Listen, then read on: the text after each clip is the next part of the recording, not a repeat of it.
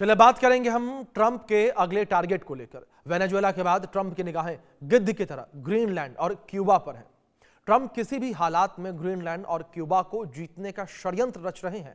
Greenland को हड़पने की उनकी चाहत ऐसी है कि ट्रंप धन हो या बल, किसी भी कीमत पर उस पर अमेरिका का कब्जा चाहते हैं। अब सवाल ये कि वेनेजुएला का तेल तो समझ में आता है, लेकिन ग्रीनलैंड और क्यूबा को लेकर ट्रंप की जिद के पीछे आखिर वजह क्या है? ग्रीनलैंड के पास ऐसा कौन सा खजाना है कि ट्रंप उस पर कब्जा करना चाहता है? दरअसल ट्रंप की कब्जे वाली रणनीति की असली वजह तेल या ग्रीनलैंड का रेयर अर्थ नहीं, बल्कि समंदर पर अधिकार हासिल करना है। आप रिपोर्ट के माध्यम से समझिए पूरा माजरा क्या है।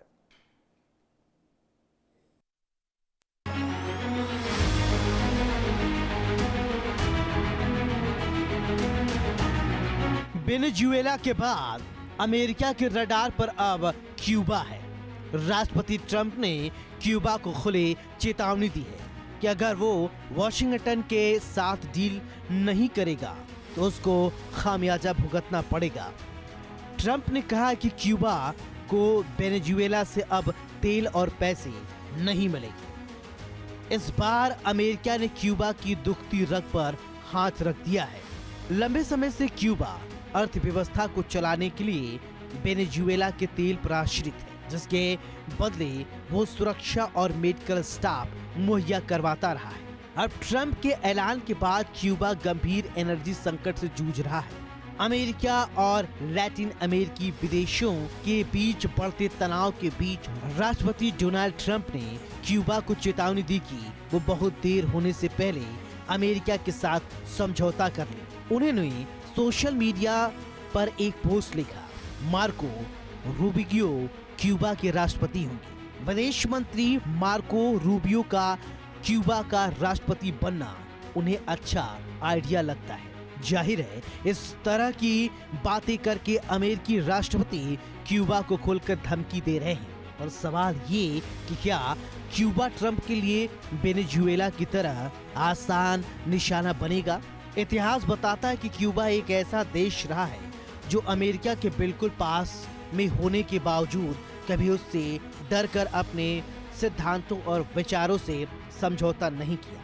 एक छोटे से कैरिबियाई देश ने, जिससे दुनिया की सबसे बड़ी महाशक्ति संयुक्त राज्य अमेरिका को 65 साल से ज्यादा समय तक चुनौती दी और न केवल बचा रहा बल्कि अपनी स्वतंत्रता और विचारधारा पर भी अडिग रहा। लेकिन आज से हालात अलग हैं। जनवरी 2026 की शुरुआत में अमेरिका ने वेनेजुएला पर सैनिक कार्रवाई कर निकोलस मादुरो को गिरफ्तार किया। ट्रंप ने इसके बाद कहा कि क्यूबा अब गिरने के लिए तैयार है, क्योंकि उसकी आय का बड़ा हिस्सा वेनेजुएला से आने वाले तेल था। वेनेजुएला से क्यूबा को रोजाना 30 से 35 हजार बैरल सस्ता तेल मिलता था, जो बदले में क्यूबाई डॉक्टर, सैन्य सलाहकार खुफिया सहायता देता था।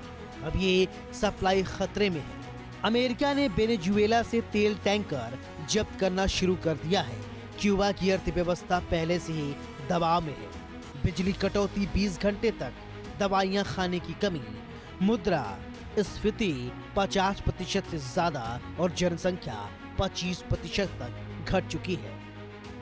वहीं ग्रीनलैंड बर्फ से ढका डेनमार्क का स्वायत्त क्षेत्र है। मात्र 56,000 आबादी वाले ये देश अमेरिका के लिए विश्व में अपने दबदबे को और मजबूत करने के लिए जरूरी है। इस देश पर कब्जा के साथ ही अमेरिका फर्स्ट का ट्रंप का नारा और मजबूत हो जाएगा। ग्रीनलैंड पर कब्जे के साथ समंदर पर उनकी पकड़ और मजबूत हो जाएगी।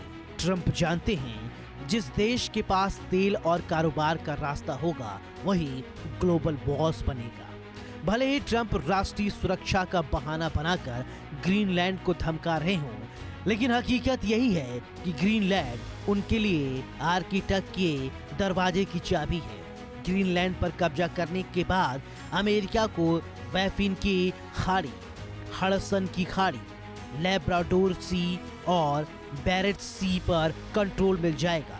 वहीं जलवायु परिवर्तन के कारण आर्कटिक की पिघलती हुई बर्फ नए शिपिंग रूट्स खोल देगी, जो पहले से छोटा है और व्यापार के लिहाज से खास होगा। वहीं लैब्राडोर सी पर कब्जा यूरोप और अमेरिका के व्यापार को मजबूत कर देगा, जबकि बैरेट्स की सी उसे रूस पर निगरानी और हडसन की खाड़ी कनाडा तक पहुंचाने को बढ़ावा देगा। ट्रंप जानते हैं ग्रीनलैंड से रूस और चीन की नजदीकियां बढ़ रही हैं। अगर ग्रीनलैंड इस देश के पाले में गया तो समुद्री रास्ते पर अमेरिका के दबदबे के साथ उनके प्लान पर पानी फिर जाएगा। कैरिबियाई सी पर कंट्रोल के लिए ट्रंप को वेनेजुएला के अलावा कोलंबिया, क्यूबा और मेक्सिको पर अपने कंट्रोल में लाना होगा। ट्रंप इस ओर भी अपना कदम बढ़ा चुके हैं।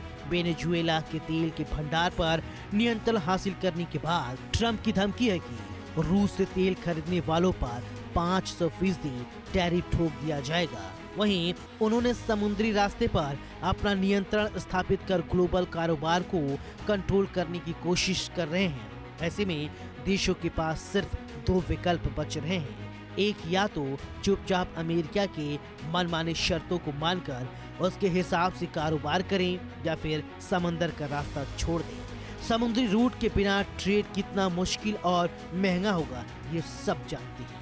यानी ट्रंप की ये खतरनाक प्लानिंग ग्लोबल ट्रेड को पूरी तरह से बदल देगी। ट्रंप अगर अपने इस मकसद में कामयाब हो जाते हैं तो ग्लोबल ट्रेड खतरे में होगा। ट्रंप का रवैया सबने देखा है, किस तरह से वो अंतर्राष्ट्रीय कानूनों की धज्जियां उड़ाते हुए अपनी मनमानी करते हैं। समुद्री डकैती पर उतरे ट्रंप आने वाले दिनों में दुनिया भर के देशों की परेशानी बढ़ाने वाले हैं। Bureau report, India news. तो आपने खास रिपोर्ट देखी, आपने देखा, आपने समझा कि किस तरीके से ग्रीनलैंड के ऊपर भी अब ट्रंप की निगाहें हैं। ग्रीनलैंड के ऊपर भी ट्रंप कब्जा करने की कोशिश में अब लगे हुए हैं। अब ग्राफिक्स के माध्यम से आप तक जानकारियां पहुंचाते हैं कि आखिर ग्रीनलैंड से अमेरिका को फायदा आखिर क्या है। आप समझिए, ग्रीनलैंड की भौगोलिक स्थिति बहुत ही खास मानी जाती है और ग्रीनलैंड को लेकर इसीलिए ट्रंप की निगाहें हैं उत्तर अमेरिका और यूरोप के बीच, यानी अटलांटिक महासागर के बीचों बीच के पास ये स्थित है। इसी वजह से इसे मिड अटलांटिक क्षेत्र के एक बेहद अहम ठिकाना माना जाता है। आप समझिए, अटलांटिक क्षेत्र में एक बेहद अहम हिस्सा है ये। ग्रीनलैंड यूरोप और रूस के बीच सैन्य और मिसाइल निगरानी के लिए बेहद ही अहम है। एक सेंटर पॉइंट के तौर पर इसे देखा जा रहा है। यहां अमेरिका का थुले एयरबेस पहले से ही मौजूद है, यानी कि अमेरिका का एयरबेस यहां पर ऑलरेडी है, पहले से ही है। यह एयरबेस मिसाइल चेतावनी और रूसी चीनी गतिविधियों पर नजर रखने के लिए बनाया गया है और यह काफी महत्वपूर्ण भी है अमेरिका के लिहाज से।